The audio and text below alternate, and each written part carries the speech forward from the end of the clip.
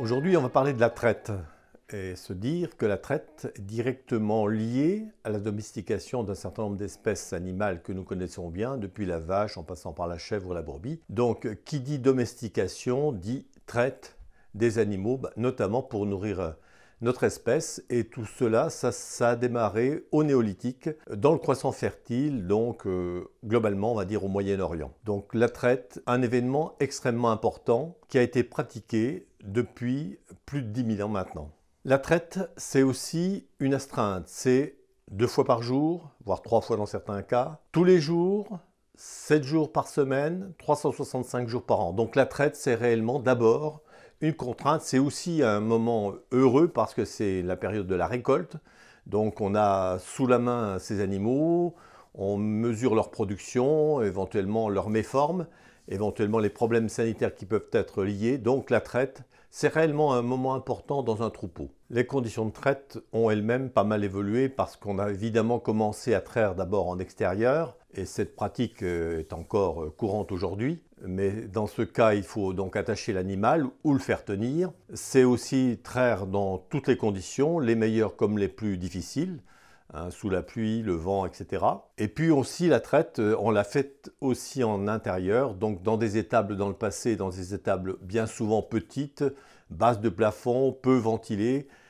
Dans la préparation à la traite, on va essayer de se parer contre quelques risques éventuels, dont les coups de queue, mais là la solution est simple, une ficelle suffira. Il va falloir aussi éventuellement se protéger des coups de patte parce que c'est toujours possible, notamment sur des jeunes vaches ou des jeunisses qui sont peu habituées à la traite. Une des techniques consistait à se mettre en appui avec sa tête contre le flanc de la vache, ce qui fait qu'on sentait bien le comportement et éventuellement on pouvait parer à quelques coups qui auraient pu être dangereux. Et puis aussi, à certaines périodes, se battre contre les mouches et avant la traite, on aura quand même préparé la mamelle, éventuellement nettoyé le pis et les trayons de façon à traire dans de bonnes conditions. Et puis ensuite, eh bien, on va commencer à la main, ensuite on va croiser. Là, cette traite-là, elle va durer 5, 7, 8 minutes par vache, donc c'est assez long. Ensuite, on se retrouve avec un seau entre les jambes, c'est un exercice bien particulier. Pour les non-initiés, on va dire que la traite, c'est d'abord un trayon dans chaque main, donc en général, un arrière dans la main gauche et un avant dans la main droite.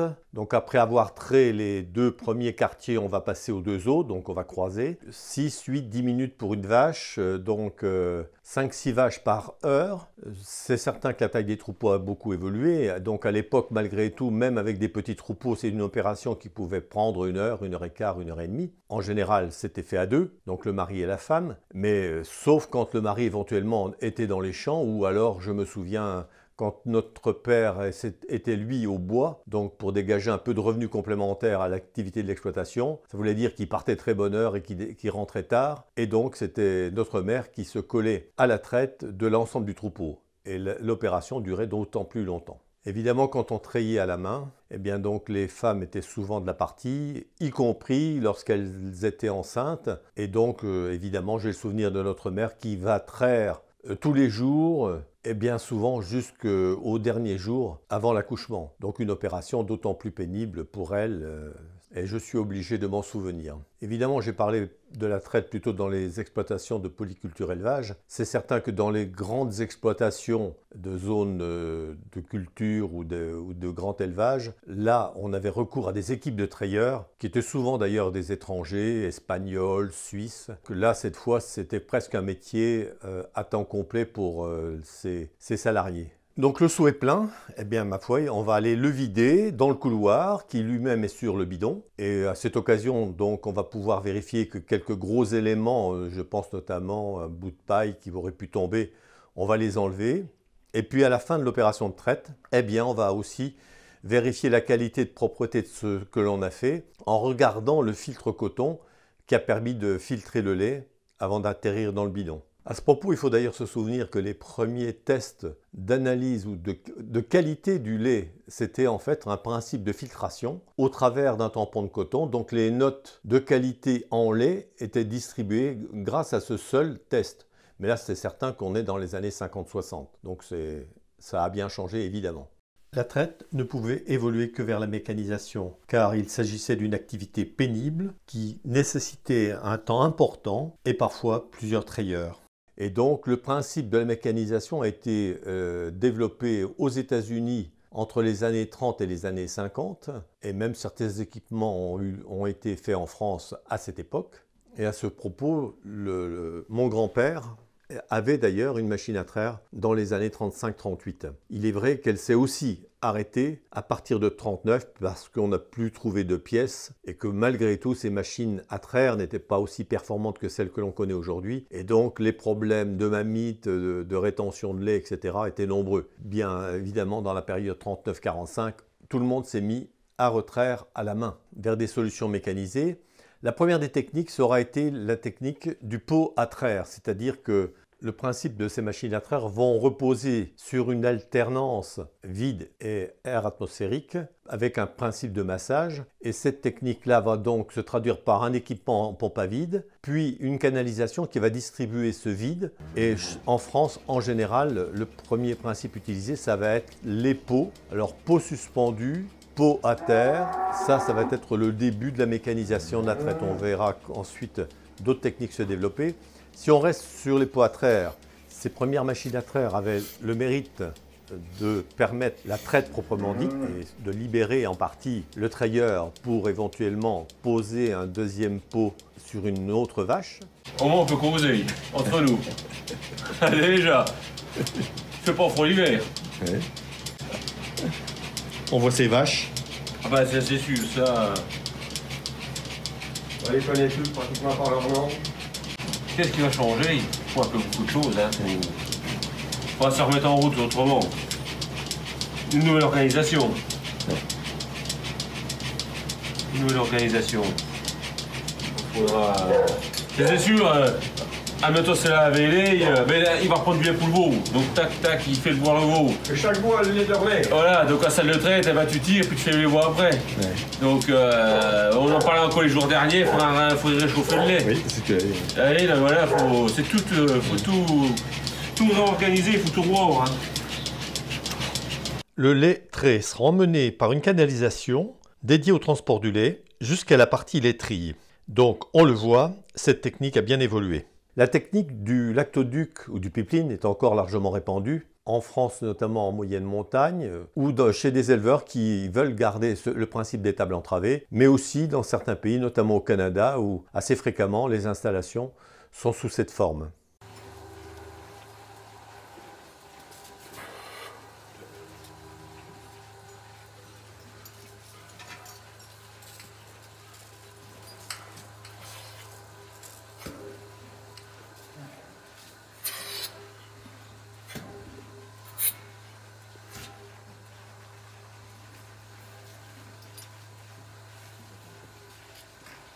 De traite, ma foi.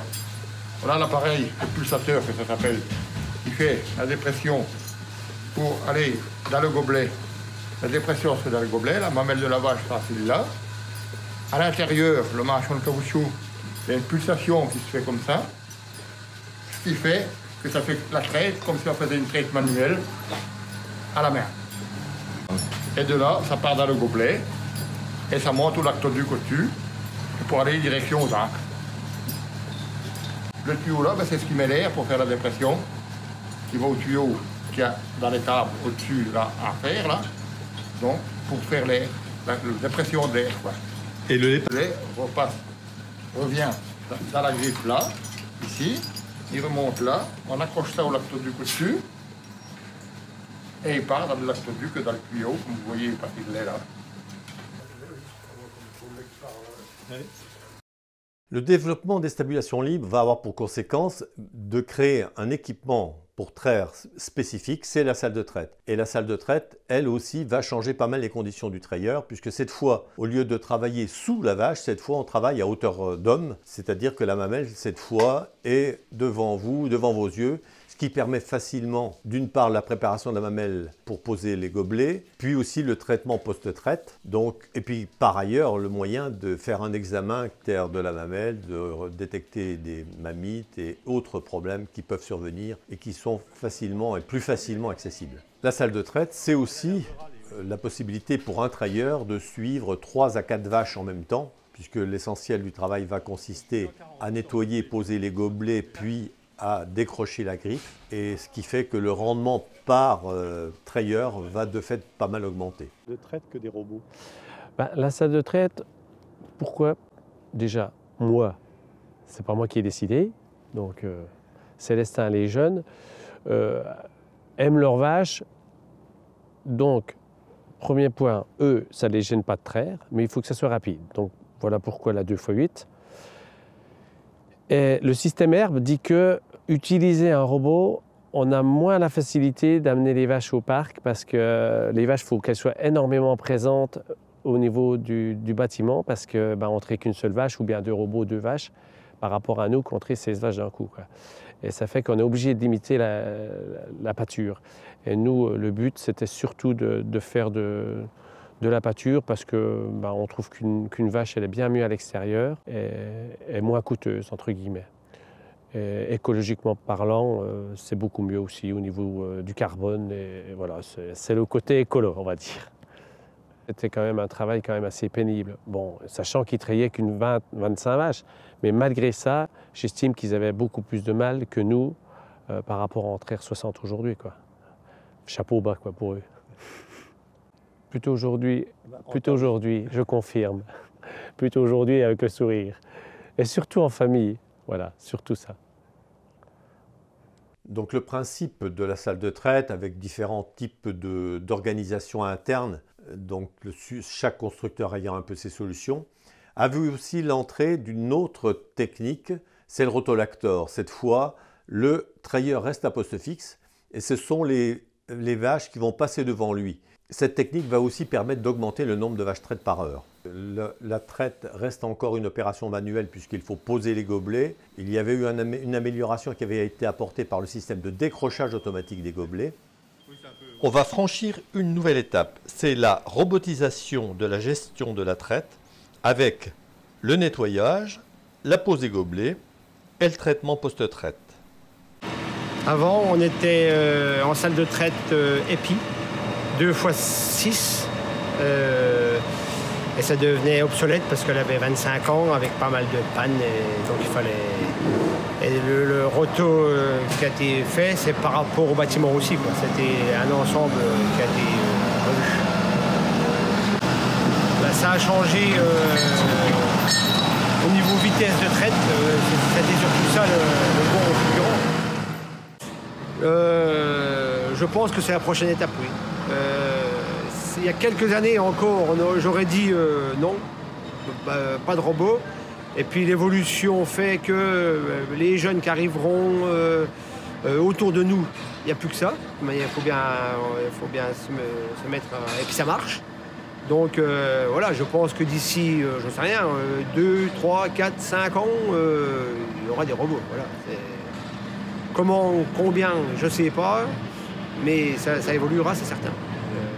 Donc l'entrée des robots, on est au début des années 2000, c'est une mise au point à partir de robots industriels. La mise au point des robots a été fastidieuse parce qu'il fallait améliorer la technique de détection des trayons pour assurer une bonne pose des gobelets, il fallait préparer la mamelle et notamment nettoyer les trayons. Là, il y avait déjà un premier problème à régler. Ensuite, il y avait le décrochage, ça on savait faire, mais il fallait mettre en place un système de traitement des trayons après traite. Là aussi, beaucoup de techniques. Et en plus, il faut ajouter que les robots travaillaient dans un milieu assez difficile puisqu'on est quand même dans une étable. L'implantation des robots s'est intensifiée à partir des années 2010 et cela pour un certain nombre de raisons. D'une part, parfois par le peu d'appétence de certains éleveurs à la traite. Ça peut être la première explication. La deuxième, c'est aussi le départ bien souvent des parents qui assuraient la traite jusque-là. Ensuite, c'est certain que l'activité laitière permet aussi le maintien d'industries laitières et c'est certain que cette solution nouvelle a permis de maintenir de la production laitière dans des zones où en fait soit on n'a pas le choix, soit on a un moyen de valorisation de bonne qualité. Donc l'entrée des robots, c'est aussi une réponse apportée à l'augmentation de la taille des troupeaux qui de fait nécessite quand même une présence le problème de l'agrandissement des troupeaux et entre autres de la diminution du temps de travail parce que évidemment quand le robot assure lui-même la totalité de la traite, même s'il y a un gros travail de maintenance au niveau du troupeau à faire, néanmoins l'éleveur est dégagé d'un certain nombre de tâches, ce qui lui permet de le consacrer à d'autres activités autour du troupeau ou tout simplement à la production de la partie fourragère par exemple. En fait, on est passé en robot, voilà, ça va faire 11 ans. Pour supprimer la contrainte de la traite matin et soir, avoir moins de travail d'astreinte, quoi. Donc sur l'exploitation, je travaille donc à temps complet, plus un salarié, 15 heures par semaine. Voilà, la traite, c'est matin et soir, 7 jours sur 7, le jour de Noël, le jour de Nouvel An. Il n'y a pas de répit, hein, c'est toute l'année. Alors que le robot de traite, les vaches se font traire jour et nuit. Bon, cela dit, il y a quand même la contrainte, il y a de la surveillance, il peut y avoir un problème. Dans ce cas, le robot appelle sur le portable et il faut intervenir assez rapidement pour solutionner les problèmes, quoi. Donc le robot, il marche depuis 11 ans. Et on peut se libérer une traite, on peut arriver à se libérer du temps, on peut arriver moins tôt le matin, quitter plus tôt le soir. Il n'y a pas la contrainte des horaires qu'il y a en salle de traite. En forme de conclusion, on peut dire qu'on est passé d'une tâche extrêmement astreignante, bi-quotidienne, 365 jours par an, à une tâche qui échappe à ces obligations-là. Ensuite, c'est certain qu'avec les nouvelles solutions, on a perdu une sorte de contact intime avec l'animal, mais il est vrai aussi que l'agrandissement des troupeaux ne permettait plus d'avoir une véritable relation individuelle avec chacun des animaux. Donc, cette solution a apporté quand même une évolution certaine. Alors, hier, aujourd'hui, je vous en juge, chacun y trouvera sa solution. Quoi qu'il en soit, moi il m'intéresse de connaître votre sentiment à ce sujet, éventuellement de me transmettre vos expériences, éventuellement des photos en allant directement sur mon adresse mail qui est en dessous. Mais dans tous les cas, on se retrouve pour un nouveau sujet dans un prochain épisode. Merci, allez au revoir.